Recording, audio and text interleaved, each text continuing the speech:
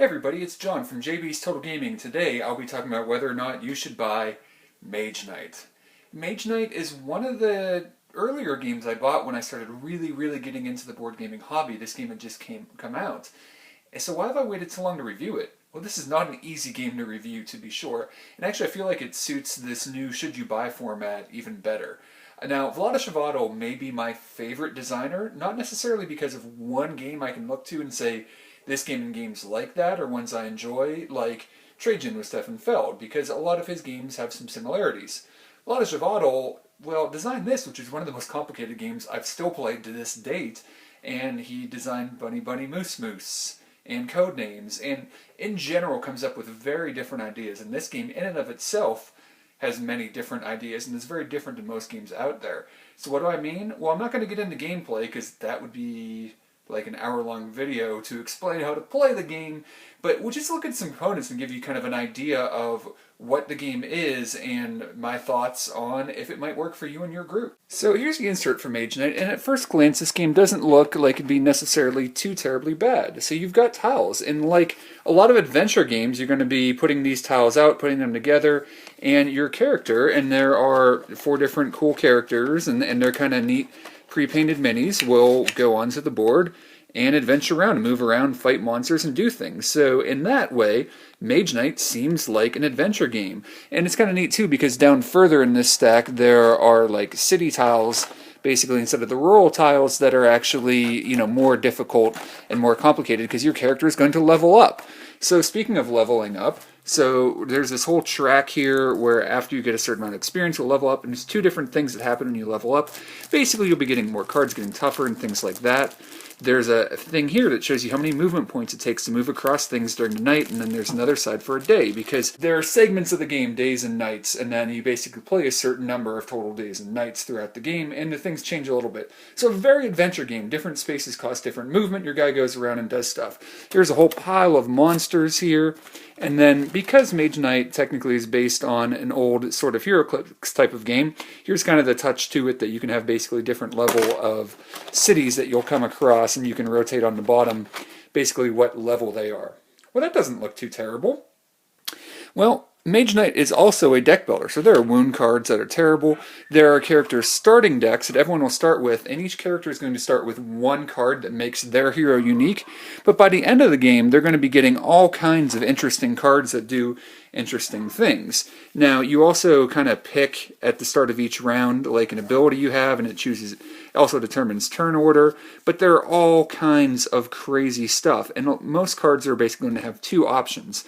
A regular option and a powered up option. And in order to do that powered up option, you have several ways of doing that. You can have these temporary like mana crystals that you can use for that round, or there's ways to get permanent ones, and there's also going to be dice that are rolled every round. And the dice are pretty awesome, and depending on the number of players, you'll be able to choose from a dice pool and use one of these each round and then re-roll it and put it back into the pool.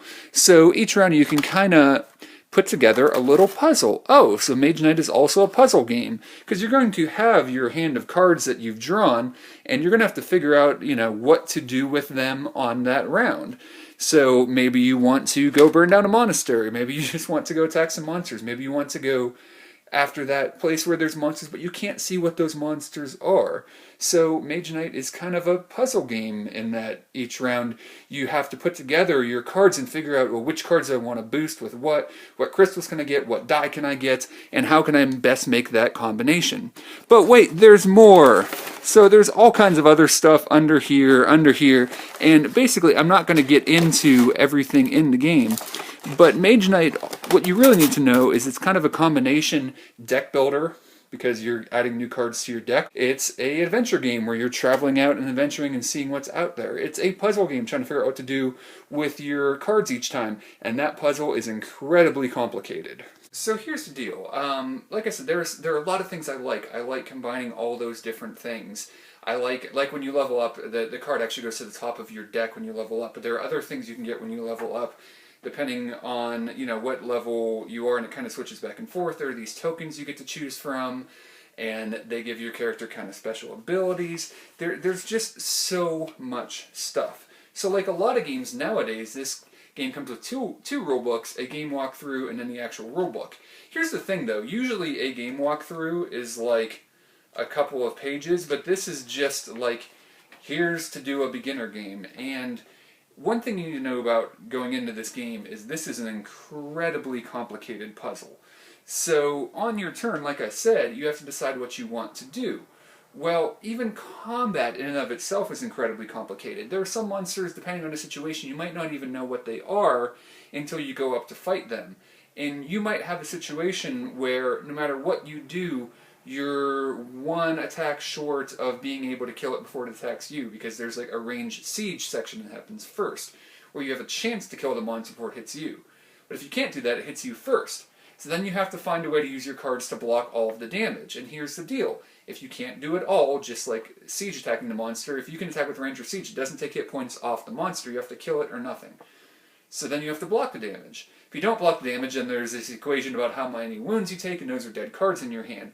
But you could have a situation where you come across a monster, you didn't see it, it's a late game tough monster, but you went in an adventure anyways, you can't kill it with range, or it just might be immune to it depending on the situation. You are one point basically short of blocking it, and then it hits you, and then it paralyzes you and makes you discard all of your cards except for your wound cards. You take wound cards, and, well, here's the deal. This is a long game. Even the short version of the game is a long game. So if you're playing with new players, it's going to take a long time to explain it. I mean, we're talking like half an hour long, and even if you kind of start the game before that and try to break it up throughout the game, there's a lot of explanation. Players are going to have to take a lot of time on their turns. They're not APing, they're just trying to figure out what to do because there's so many options. You can also use cards basically as a generic card to like boost another card. Like if you're doing a movement action, you can use any card to like boost that by 1 point. So being able to maybe move and attack in the same turn is more efficient. Because there's a really neat thing about this game where basically the days last as long as someone's deck. So if somebody rushes through their deck, you might be setting up for this big turn where you're just doing a little thing here and there until you get just the right cards in your hand to do a big move, and then all of a sudden the day is over. So players are kind of pushing each other, which is a neat thing. I really like that. But because there's such a puzzle, you need to be prepared for a few things. A long game, a decent amount of analysis paralysis going on with other players, and, well, situations where you just might not be able to do what you want to do, and you need to adapt, and that's part of an adventure game. But if you're sitting around waiting for several other players to make very lengthy turns, and it gets to your turn, and you decide to be adventurous and go after that monster who just wrecks you, and then you're slowed down the rest of the game after that, it can be kind of tedious. So, really complicated, but then again, that may be something you like. It's very punishing, but that may be something you like. Now, one thing I really don't like about the game, though, is that there's this ton of flexibility and yet not a lot of flexibility. Like, you have to move before you do an action, and then that ends your turn. So you can't, like, do an action somewhere, move, kill a monster if you have the cards for it on your turn. Like, you have to do your movement first, which I don't really know why. Maybe some people who've played the game more will say in the comments or whatever their opinion. So, should you buy the game? Here's the deal. This is one of my favorite games. It's highly rated on Board Game Geek for a reason. I bought the game when it came out, which is, 4 or 5 years ago or something at this point, and I've played it twice. You see, this game has so much to it that it's almost event-level game, almost like a Twilight Imperium, maybe closer to like an Eclipse game. You could bring this to a board game night just with random people and get it in that night, but that's the only game you're playing. And that's even if you're playing the short version, especially if you're trying to have to explain things. If you play this with the same group and people get to know the rules pretty well, I could see enjoying this. If you really like that idea of everybody having to figure out the puzzle on your turn or on their turns, and you don't mind kind of watching what everyone else is doing, or going and maybe getting a drink or whatever, but it doesn't bother you that there might be a long time between other players' turns, especially with 4 players, and that's all right.